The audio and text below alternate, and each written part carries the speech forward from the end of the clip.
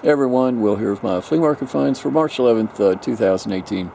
Got a nice variety of things to show you this week. It seems like the weather's breaking and things are slowly getting better every week. Let me show you what I got. I really like selling prints, especially ones that come in tubes because they're so easy to ship. There's several in here, several different kinds. These are Disney prints.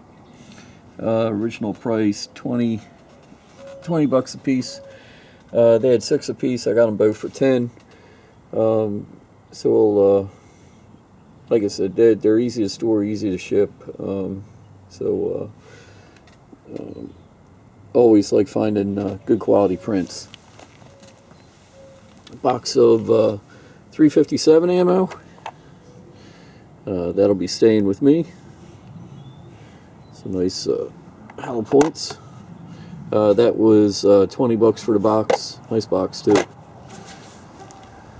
I'm gonna call this mid-century. I really don't like buying clothes, but had a neat look to it. Oleg Cassini, made in Italy. Suede on the front. $8. I figure it's seems like a good piece to me. So we'll give that a try. The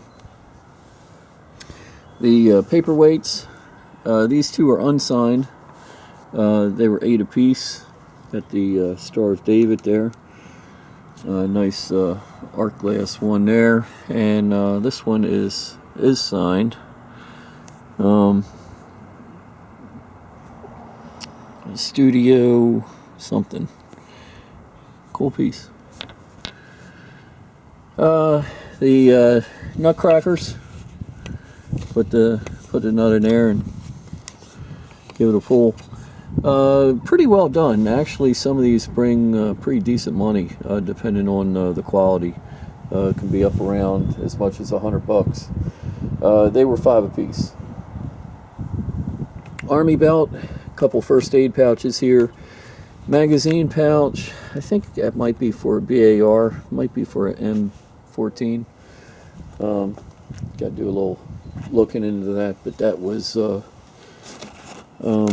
8 for that. Couple decoys. Talking about going from one extreme to the other. This one was made by a local artist back in 1994. Really like it. It's very unusual in that he's standing. Pretty cool too that they used nails to make up the feet. So it's signed dated 1994. Hope that'll clean it up a little bit. While I was doing a little research on it, turns out he's still making these. Same guy. And he's selling them for $150. This was 40, and this was 10. So I'm thinking at least 100. Who knows? Maybe even go to 125 on them. And then we got this guy over here, who his head popped off. You can see somebody. It looks like somebody did a repair job long ago. But if I had to choose between this one and this one, it'd be this one all the way. I mean, the stories this decoy could tell if it could talk, and it's been hit a couple times with shot. So I can just imagine some farmer wanting to go duck hunting and either didn't have the money for it to buy a decoy or just figured he could do one just as good on his own. So he made this one up. And actually, I imagine if a duck's coming in pretty fast from several hundred yards away, if this is sitting in the water with a bunch of others bobbing around, the duck's going to think it's another duck. I'm going to let it go just like this. Decoy lovers, guys that like decoys also like repairing decoys, so I'm going to let that go. And just as it is, call it primitive. And not sure of the price. Not worth a whole lot. It's not signed or anything. A jeweler's loop. Since I've gotten into jewelry, it seems like I go through a lot of these. Can't find a decent one. Hopefully this one will do it. It's a Bausch & Lomb optical, so we'll give that a try. Seems pretty good. $2, can't beat it. A wire-haired fox terrier. At least that's what it says. Not quite sure what that is. I think it's a little too big to be for a keychain. Got a number down there. Might be able to get some information on it. He was $5. Pretty cool. Somebody who likes that dog will definitely be a buyer. Brooks Robinson cards. Pretty good condition. Corners are nice and sharp for the most part, at least on these two. It's 1966, 62, and a 60. Paid $60 for the 3 of them. That's a pretty good price. With baseball players, the trend seems to be the price of their cards go up when they retire, when they go into the Hall of Fame, and when they die. So Brooks is still around. You'd think he's like 80 or 81 or so. But we'll send these off to PSA and get them graded, and because that's the best way to sell them. No question about the condition when you have them graded. Load of old books. These are real unknown. It's one of those things I don't know a whole lot about, but they're old. I mean, some of these books are from the 1870s, and they're all, I don't know if it's French or Spanish, but a lot of nice books. Manual des Arts. Can't get Industries. Seems like a really good quality book. These range from $2 on up to $5. This one's pretty neat.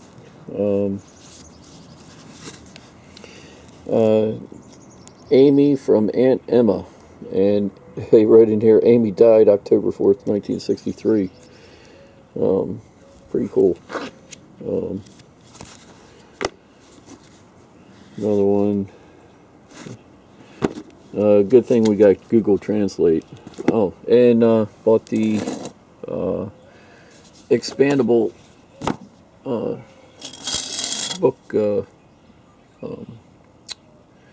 book holder. $10. These always bring good money. It's probably a $40–50 expandable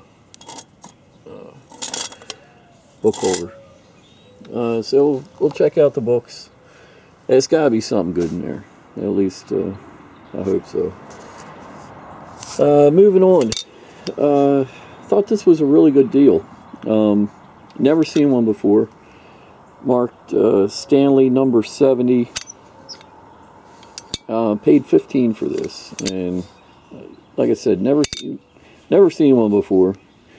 As far as buying things, it checked off a lot of boxes. I've never seen it before. It had a good name, very collectible.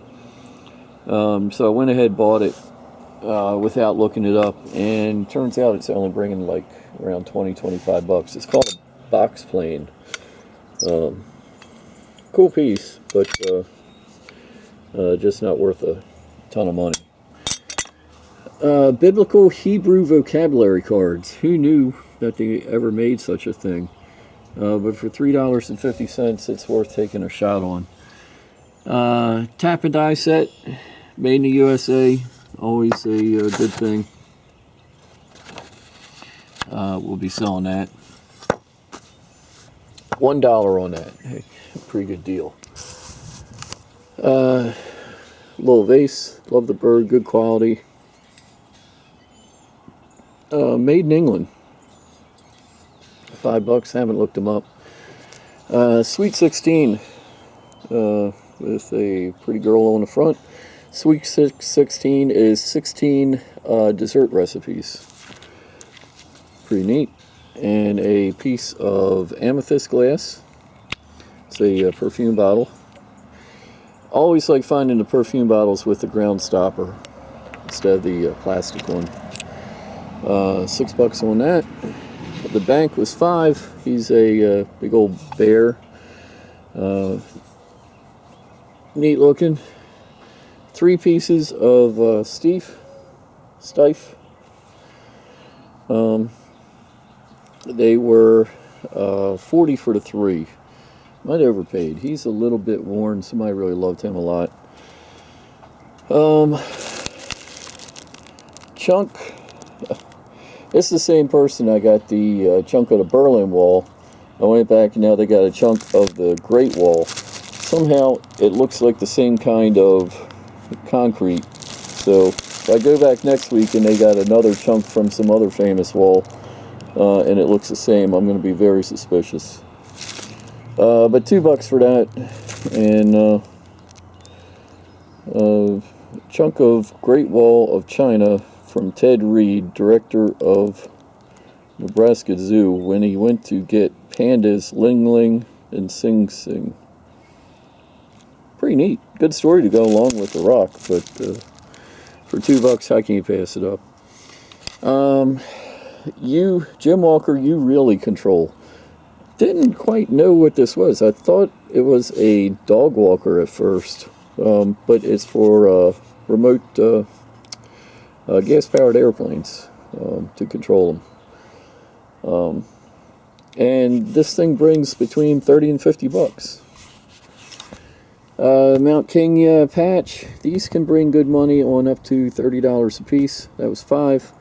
Some postcards, $2 a piece. All Easter related, so we got to make sure to get them on. Love the rabbit. Why don't they make cards look like this anymore? That's a cool looking card. I would imagine people would buy that. So some neat artwork, all Easter related. We'll probably put them on in a maybe a couple lots. Betty Boop watch, $6. Needs a battery, but I'm starting to get pretty good at replacing batteries on watches. These, not quite sure. Something looks like a little spoon went in there. Marked EPNS, which is electroplate nickel silver. Doesn't really tell me too much about the pieces themselves, but cool looking. $3 a piece. The jewelry finds for the week. Amethyst necklace. Really got a nice look to it. That was 18. Some little almost looks like scrimshaw pieces. They were $2 a piece. And the watch is good to focus. Ecclesi, sterling silver. So it's sterling silver case, and the band is sterling also. It's marked. Pretty cool. That was a $30 watch right there, but a lot of sterling. The scarab is not silver, but it's marked MFA, Museum of Fine Arts. Neat looking piece. The dog is a pincushion, and he was $4. The ring, pretty cool ring, $10. Got a nice quality to it. And the other ring, he was $20, but he's got a designer's name inside of it, sterling silver. Just a cool looking piece. Who knows? Maybe he'll be worth $100. The tobacco jar is dated 1750. Of course, it's not from 1750. Nice looking tobacco jar, though. Kind of weird. Got a guy in the stockade there. Another guy having a smoke watching him. Mid-century modern ice bucket made by Manning and Bowman. That was $5. Another thing that's got a mid-century look to it, $2. Tap Icer, cracks ice in a jiffy. Pretty cool looking. I think somebody would put that behind their bar for a nice look. Love the kerosene lamp. Kerosene goes, fill this up with kerosene. It goes in here, over to here. This would have a wick. You light it. It has a patent date of December of '77. Safe to say that's 1877. Love the wear. Where the finish is worn off, as for people many years grabbing this and moving it around. Cool piece. That was $25.